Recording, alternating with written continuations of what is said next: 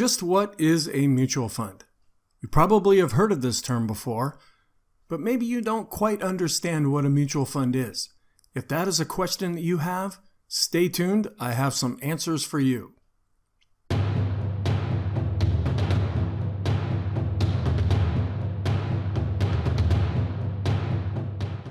Before I start on this video, I want to remind you that I have a free workshop that is available to you by clicking on the link in the description box below this video.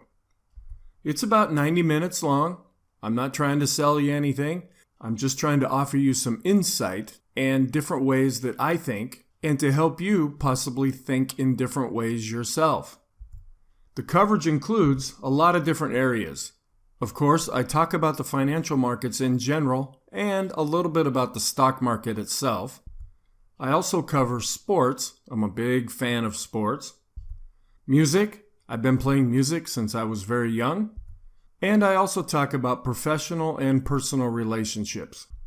The goal of this workshop is to help you to think in either new or different ways, as well as for you to get to know me and my style. As an investor, we're often told that we need to diversify. What does that mean? Diversification. Well, many investors desire to use diversification. Another way to look at this is don't put all your eggs in one basket. If you have a sum of money, let's say $1,000, and you're serious about that, you don't just want to play and have some fun. You really need that money to be there in the future, and you would like it to increase. Well, you take that $1,000 and you have a wide variety of choices. Do you invest in bonds? Do you invest in stocks? Do you invest in gold? What do you do? Let's say that you decide to invest in a stock. So you pick out some company that you like for whatever reason, and you put that $1,000 into that company. And that's great. That's what makes capitalism really tick, is that we have the opportunity to participate in the wealth of America and even internationally. If that stock that you bought goes up in value, you're all happy because you've seen an increase, maybe not a realized increase, but at least on paper, you've seen an increase in the value of that $1,000. However, the other side is also true. If you buy a stock and the price goes down, now you're losing money. And you're pretty much dependent on that $1,000 being more or less on that one stock. Another alternative is to take that same $1,000 and put it into a thing called a mutual fund and spread it out across multiple stocks so that you don't have all of your eggs in one basket. For example, if a shareholder owns one company and that stock's company increases in value, the stockholder has made money, at least on paper. If the stock decreases in value, then the stockholder loses money, at least on paper. Some investors find owning individual stocks to be rewarding. We get a real kick out of that. We like doing the research. We like following the markets. We like learning about different companies. Others consider this risky, if not boring. I know the stock market is important, but I don't know anything about it, and I don't really want to know anything about it. A lot of wealth in the U.S. is created by the various financial markets that we have. A lot of our retirements are based on that as well. Everyday average Americans who want to have a nice retirement are either directly or indirectly involved in the stock market, even if you have a pension plan. Another alternative is often sought rather than going out there and spending all the time trying to find this great stock. You end up just going with what your uncle said might be a good stock to invest in, or you just went with some hunch about a company, or maybe you like their products without realizing that they have a terrible management team. All these different variables can play into it, and so we usually rely on other people to give us some kind of ideas as to what we should do. One of those other ideas is to use mutual funds. Risk can often be avoided, not eliminated. Risk is never eliminated. Even in the safest investments there is still some risk that you will have. There's risk attached to all parts of life. Sitting in your chair at home, you might have an airplane fall on you. Walking down the street, you might get run over by a car. Now, I don't mean to be a doom and gloomer, but there is risk attached to everything. It's part of life. But we can try to offset some of that risk by pooling our money, that $1,000 that you have, and let's say a bunch of other people, they also have $1,000. You put all that money together and you put it into what's called a mutual fund. It's mutually owned, and it's funded by the people that put the money in that mutual fund. A mutual fund is managed by a professional money manager. There are people that go to school to learn how to do this, or have years of experience, or they were taught by other people, and they run that mutual fund. That's their job. And they have a whole staff and buildings and this level of expertise that they say, don't worry about it. You're paying me to manage the money on your behalf. A mutual fund manager takes the pool of money from many different investors and then invests it on their behalf. Don't worry, I'm a professional money manager. I'm going to go out there and I'm going to find good investments. You can just sit back. Don't worry about it. I'll take it from here. Now, sometimes that can be a very good thing, and there are some really, really good money managers. Sometimes that's a bad thing, and there are some bad money managers. This has led to there being many different kinds of mutual funds. There are more mutual funds than there are stocks. So the universe is really big when it comes to this. Finding the right mutual fund can a lot of times be even more difficult than finding the right stock. Some combine stocks and bonds together and anywhere in between. If there's an idea out there, there's a mutual fund that is implementing that idea. When you invest in a mutual fund, by law, you're given what's called a prospectus. These are just the laws of that mutual fund. So every mutual fund is required by law to publish a prospectus. We used to get these in the mail, and if you ever had trouble sleeping at night, you'd put a stack of these next to your bed and you'd start reading through them, and you were usually asleep in about 5 minutes. A lot of people had a lot of trouble understanding what was being said in the prospectuses or prospecti. I'm not quite sure what the plural is of that word. And so they said they're getting into investments that they really don't understand. So they've tried to make these a lot simpler. Now what you can do is, instead of contacting the company and having them mail you a prospectus, which you can still do, a lot of times they'll just have it on their website and you can just download it as a PDF and look at it that way. A mutual fund cannot invest outside the parameters stated in the prospectus. So if it's only going to invest in U.S.-based companies, they may do business in other countries, but the company itself is based in the U.S., they can't go buy shares of a Japanese company or a German company. Or if you get into a mutual fund that only invests in pharmaceuticals, they can't go in and buy high tech. They have to do what the prospectus says they will do. Now, they may not tell you until after the fact what they actually did, but they can get in a lot of trouble if they go outside the parameters of that prospectus. An investor must read and understand. That's the hard part. The prospectus before investing in a mutual fund. You sign a piece of paper saying that you've read this. It's like agreeing to the software agreements that we never read. You've got a lot of money on the line. So it would behoove you to really take some time and go through that prospectus and try to understand the best that you can, or with a financial professional that you work with, try to understand with them what you're really getting into. The prospectus used to contain lots of legalese and hard to understand terminology. They did that on purpose. They didn't want people really knowing what they were doing, or they wanted to make it really hard to figure out. That was their edge. However, there has been a change recently to make it much more easy to understand.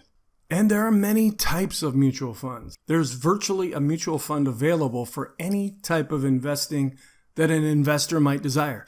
You might like high tech. You might like artificial intelligence. You might like pharmaceuticals. Any idea you can come up with, there is a mutual fund out there that will meet your style. Mutual funds can invest in lots of different things, and this is not an exhaustive list. But they can invest in indexes, and that's what a lot of people do. And I'm going to make a case for that later on in this video. The Dow, the NASDAQ, the S&P 500, the small caps, the mid caps. There are mutual funds that go hand in hand with all the different indexes out there. And if you're interested in learning more about what market indexes are, I have another video that's available that you can watch. I also have other videos that talk about the sectors. The S&P 500 is broken down into 11 different sectors. There's a real estate sector, there's a high-tech sector, there are discretionary stocks, there are non-discretionary stocks. Some of you may not even know what that means, that's okay. But you like a particular area of the market, and so you invest in those things. You might be willing to take more risks in more high-tech companies. You might want to take less risks, and so you're looking at more consumer staples, things that people have to have. Or you really like real estate. Different regions. There are West Coast mutual funds. There are East Coast mutual funds. There are U.S. mutual funds, different regions of the world. There are EU mutual funds. There are emerging market mutual funds. There are mutual funds just based on countries and different types of stocks. If you want to know a little bit more about stocks, I have another video that you can watch. Some of these stocks focus more on growth.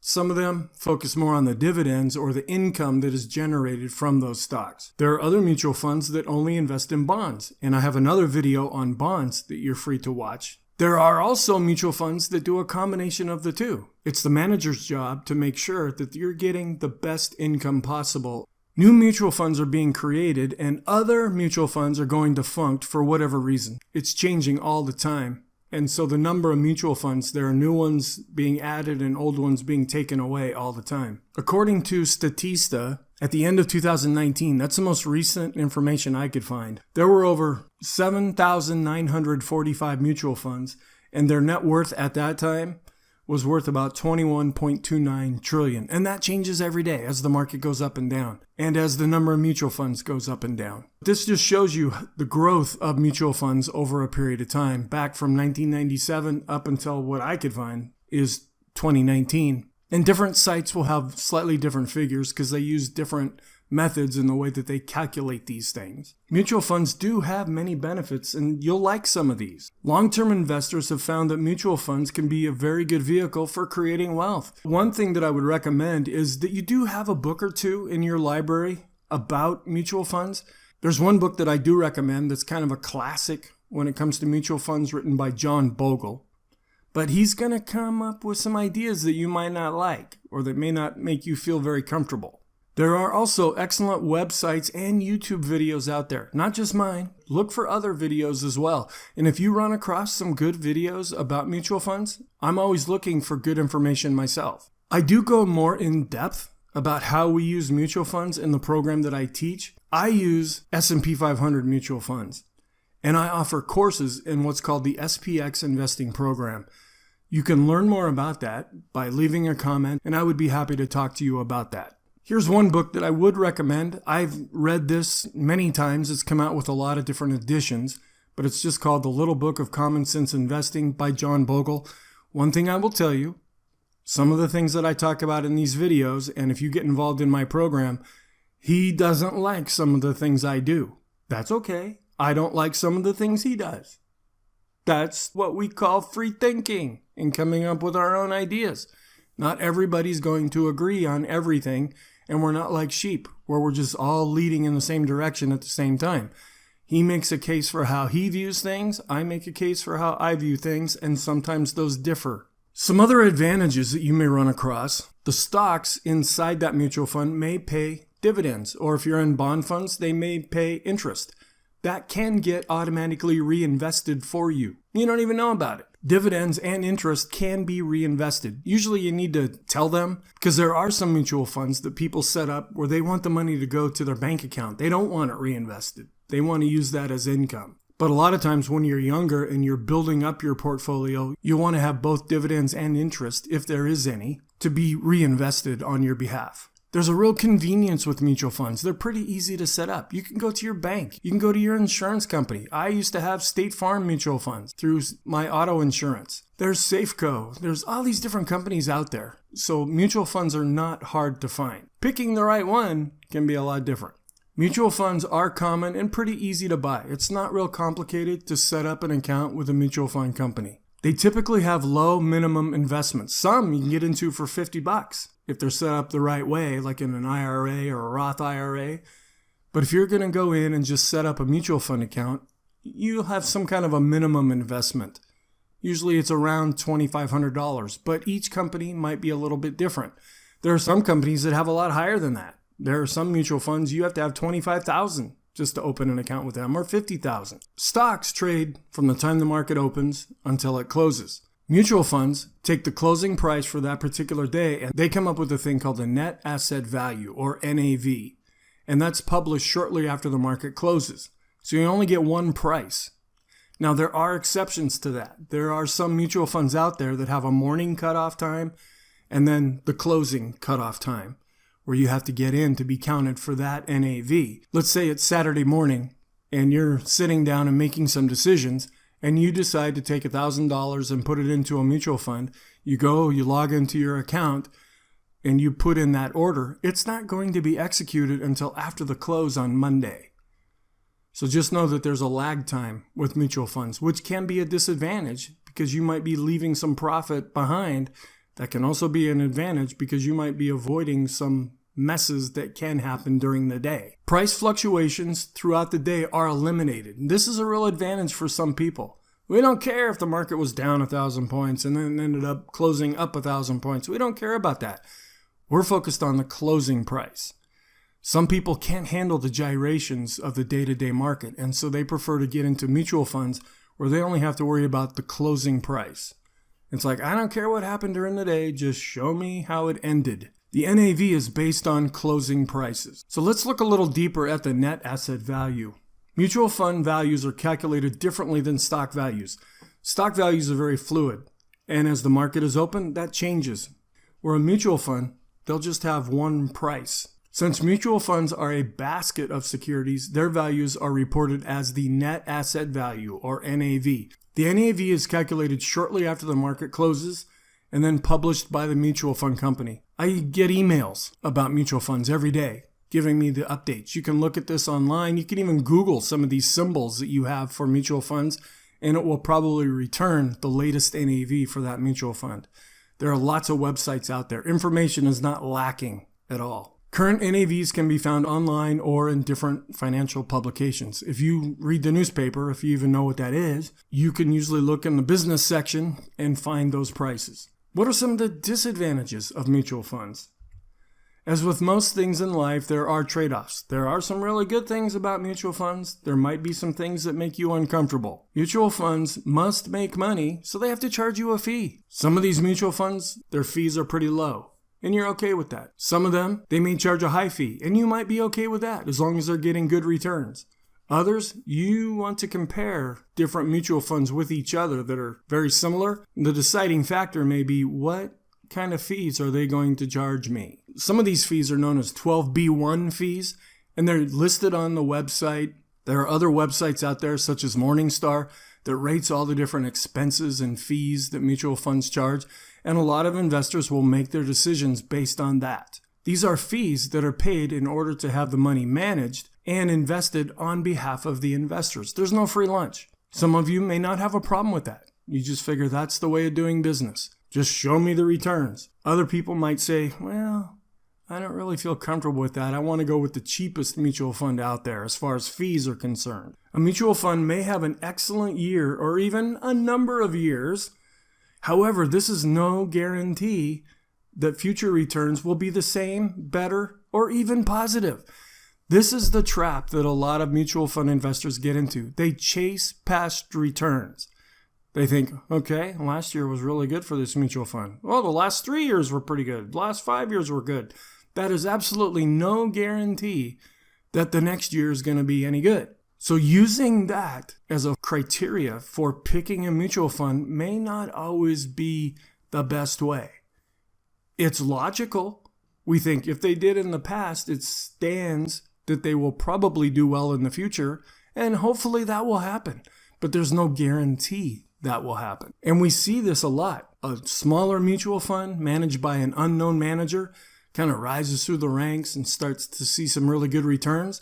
Well, since there's so much information out there, this person is quickly discovered, and a lot of people then flock to this mutual fund, and then they're disappointed when they don't see the same kind of returns or if they see losses. We try to be proactive, getting into the mutual funds, looking at their characteristics of what we want to do before we even get into that mutual fund. We're not chasing what's already happened. Some other disadvantages of mutual funds are there are management abuses. Just like in real life, there are good people and there are not so good people. They may do a lot of churning, or they may be overtrading. As I just talked about, a lot of people chase mutual funds. Well, there are money managers out there who chase stocks that have already had their best run, and they get into it just at the wrong time. They're human beings too. They make mistakes. They do things based on emotion. Some of the time they may be right. Some of the time they may be wrong. There's a lot of turnover.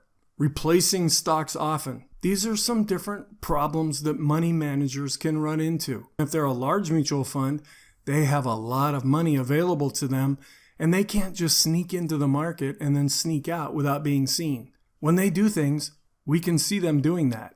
And then a lot of people jump on and do the same things. There's also a thing called window dressing. We just came up to the end of a quarter. And so you sell the losers right before the end of a quarter to make your returns look better. There's also a tax inefficiency. There are ways that mutual funds can be more tax efficient. There can be tax inefficiency.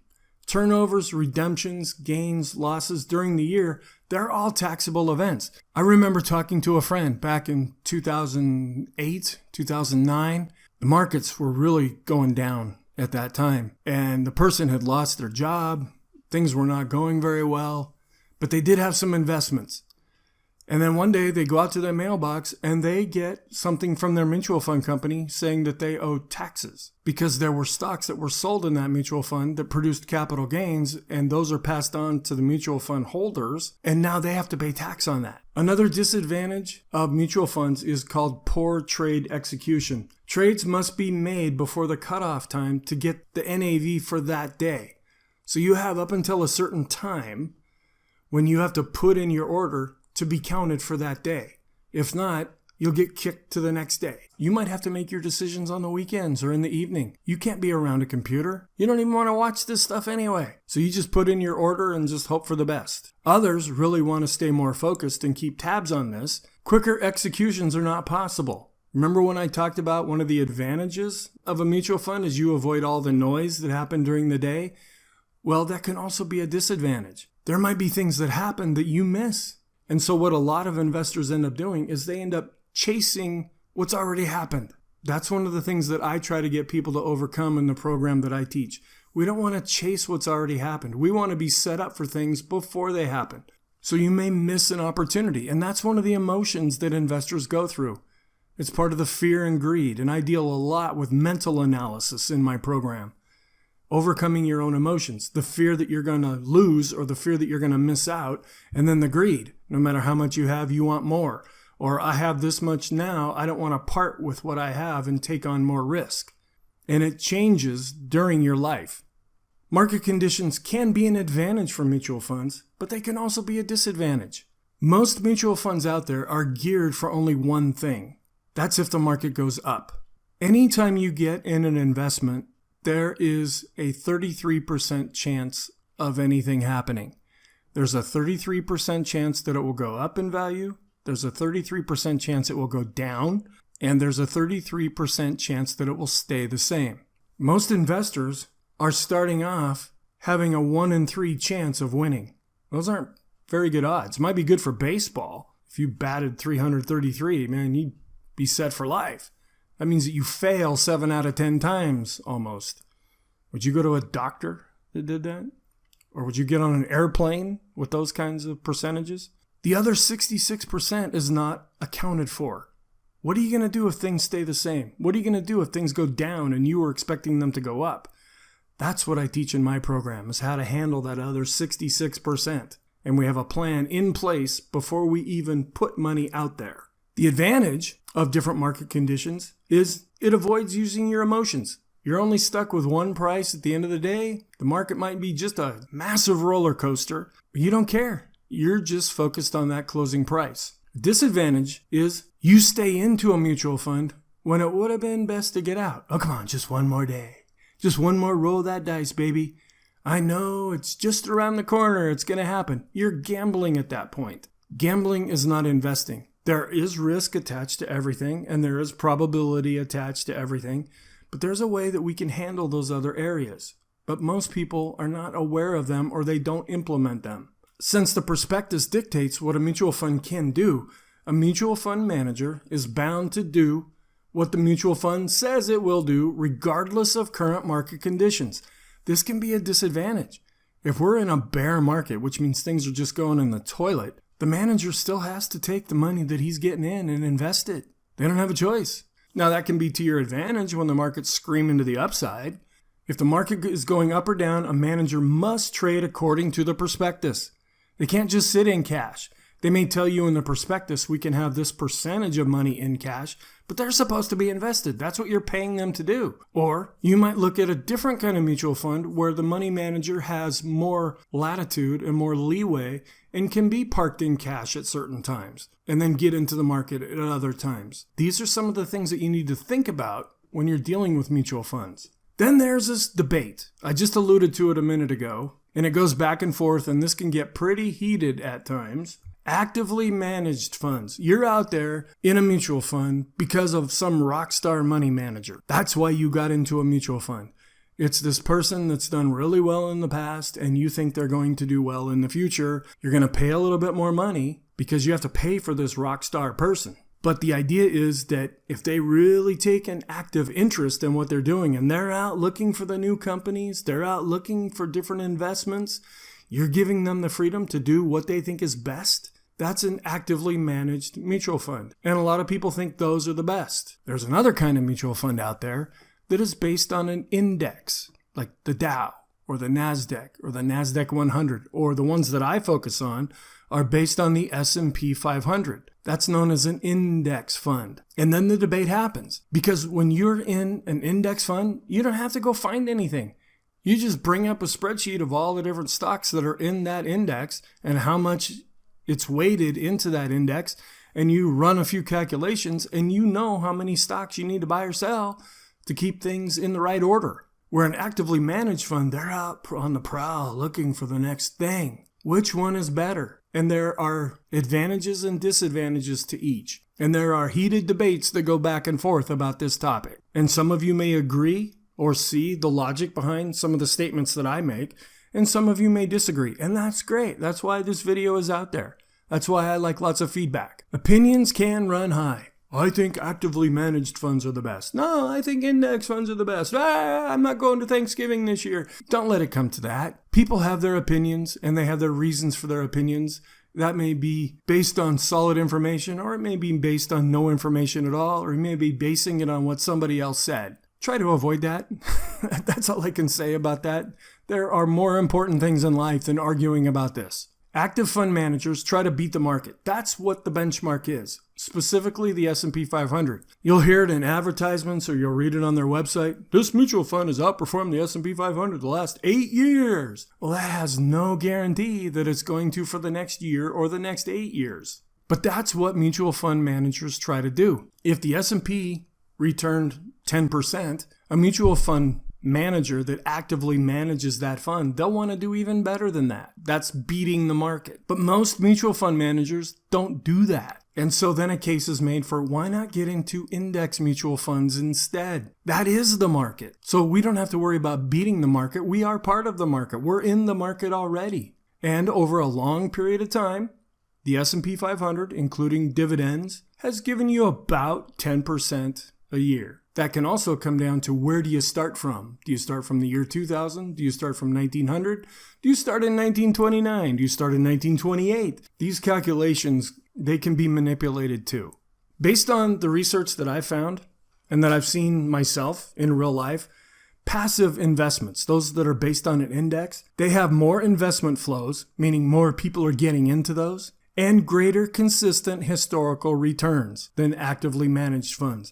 Now, if you are in a mutual fund right now and you've blown the market out of the water, congratulations. I'm very happy for you. And I hope it keeps going, and I hope all your dreams come true. I'm just talking about what statistics have showed us. Passive investing is what John Bogle really teaches. Just get into the S&P 500, put some money into that every month, and over a long period of time, you'll see that really grow. And there's something to be said for that. If you've got 30, 40, 50 years of time, but what happens if things change? There's a lot of changes going on in America right now. There's a new administration in town implementing new things that a lot of people are not really aware of, like modern monetary theory, deficit spending. Where's all this stimulus coming from? What's all this quantitative easing that's going on?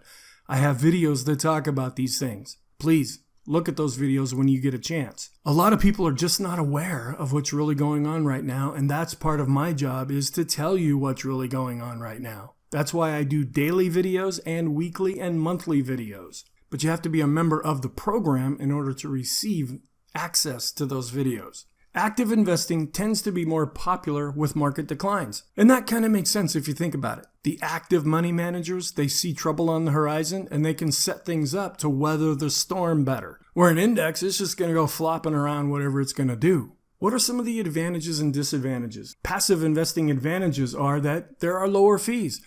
You don't need this rock star money manager. They don't have to go out and find all these investments. It's all right there for them to do. That costs a lot less. They don't have as much overhead. There's a lot more transparency. If you get into an S&P 500 fund, you follow the S&P 500 and you know that your investment is mirroring what's happening in the index. And you can go to Standard & Poor's website and see the stocks that make up that index. There's no secret there. There's also greater tax efficiency since there are usually fewer capital gains. They don't have to readjust index funds very often. There might be a stock that's taken out, so they have to sell that, and there might be some new stock that's added once it meets the criteria, especially for the S&P 500. And that might produce some taxable events, but other than that, you're just riding a wave. And as long as that wave is being ridden, a taxable event has not been generated. That's an unrealized capital gain or loss. What are some of the disadvantages to passive investing? There are limitations. Somebody says, the S&P 500 is so boring. The Dow, yeah, I want more excitement. I want to live on the edge. I want to be out there discovering new things. So they find passive investing to be limited in what it can do. A lot of times you get some high-flying mutual fund that gets you 25% in 1 year as a return, where maybe the S&P 500 returned 10 or 12%. And you're feeling that little fear and greed coming on because you experienced lower returns than what you had hoped would actually happen. Or there may be times when you have a positive outlook on the market only to see the market go down that year. A lot of people at the beginning of 2020 thought that was going to be the best year ever. And it started out that way. Come the end of February and into March of 2020, everything changed. We live in a world now where things like that can happen. Some of the advantages of active investing are flexibility. You can choose. They put advertisements out there. There's all kinds of things that they're trying to use to entice you to come and invest with them. They want you as a customer. And so you can pick and choose what you want to do. Some of these mutual funds also implement hedging, which means they're protecting their investments. I have a whole video where I talk about hedging. Don't confuse this with hedge funds. Hedge funds and hedging rarely have anything to do with each other. Hedging means to protect yourself.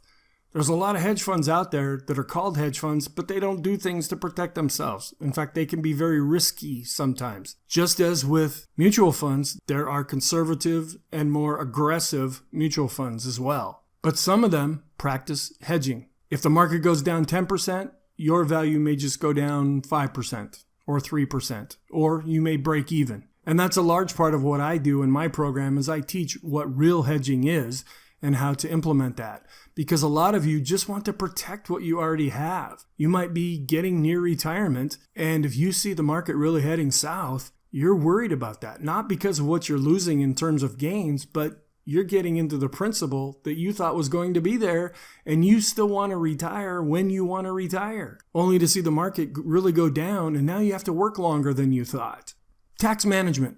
A lot of times, this is handled at the mutual fund level, and then you're just sent a form every year that you have to deal with. Some money managers out there will get into different kinds of investments that are more favorable from a tax viewpoint. And so where somebody else might pay more taxes, in this particular mutual fund, you might pay less. Some of the disadvantages of active investing are that there are higher fees. As I stated before, they have to pay for things and greater risk. Just because they did really good before doesn't mean they'll do well into the future. Sometimes these mutual fund money managers, they'll be so desperate for returns that they'll push risk aside and get into investments where maybe they shouldn't have gotten into. There has been, over the last 20 to 25 years, a real change in alternatives, and that's the follow-up video that I have to this one, where I'm going to talk about that. Up until the late 1990s, mutual funds were probably the best alternative for individual investors. When I first started teaching the program and implementing the program that I make available to other people, mutual funds was the only thing I could use. But that's changed. There's a new trading vehicle that was developed that many believe may lead to the demise of mutual funds. I don't believe that. I think there's a place for mutual funds. I think there's a purpose for mutual funds, and I think they will be around. They may not be as popular as they once were, but there are some people that have to use mutual funds. They don't have a choice. And this will be covered in the next video. This one I talk about mutual funds. The next video I talk about ETFs. So I would like to thank you for taking the time to watch this video. Please do me a really big favor and leave either a like or dislike. If you didn't like it, I can handle that. I'd appreciate some feedback other than just clicking dislike and going on to the next video. I'd like to know why you didn't like something. Maybe I trip over my words too much, or I didn't explain something the right way. If you have questions, let me know. Which leads to the next part. Please leave me any comments. I need to know what you're thinking. And if you have questions or concerns, I'm not going to know that unless you voice those to me. Also, consider subscribing to this YouTube channel by clicking on that little dingy bell down there at the bottom. And also, please watch any other videos too. But if you subscribe to this channel, you'll then be notified when I post new videos. And I'm trying to post about 3 videos each week. And then please access the free workshop. So on that note, thank you very much, and I will see you in the next video.